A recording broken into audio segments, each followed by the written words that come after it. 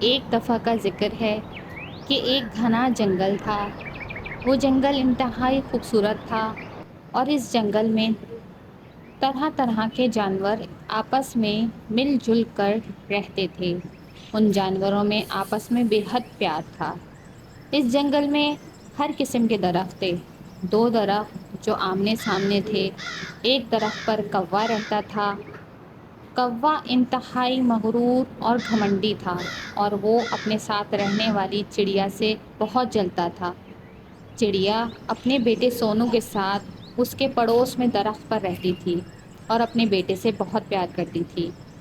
کوے کا گھر نمک کا بنا ہوا تھا، جبکہ چڑیا کا گھر لکڑی کا بنا ہوا تھا۔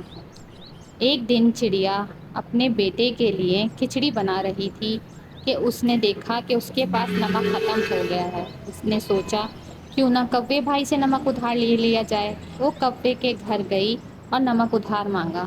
کوے بھائی مجھے تھوڑا سا نمک ادھار دے دو۔ کوا غصے سے کہنے لگا، نمک؟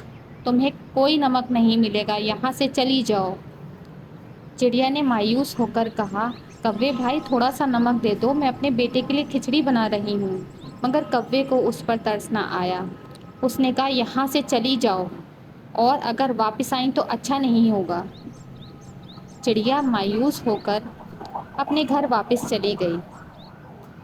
کچھ دیر نہ گزری تھی کہ اس جنگل میں طوفانی بارش شروع ہو گئی۔ یہ سب چڑیا قریب ہی درخت پر بیٹھ کر دیکھ رہی تھی کہ اچانک اس نے دیکھا کہ کوا رونے لگ گیا اور زور زور سے چلانے لگا، ہائے میرا گھر، ہائے میرا گھر بہہ گیا۔ اور دیکھتے ہی دیکھتے اس کا سارا گھر بارش سے بہہ گیا۔ کوے ادھر ادھر بھاگنے لگ گیا، سب سے اس نے مدد مانگی مگر کسی نے اس کی مدد نہ کی۔ چڑیا نے یہ دیکھا تو اسے بہت ترس آیا۔ چڑیا نے اسے اپنے گھر آنے کی دعوت دی، جو کہ اب بے گھر ہو چکا تھا۔ کوا یہ دیکھ کر شرمندہ تھا اور اس نے چڑیا سے معافی مانگی، اے چڑیا بہن مجھے معاف کر دو۔ اور چڑیا نے اسے معاف کر دیا اور سب ہنسی خوشی رہنے لگے۔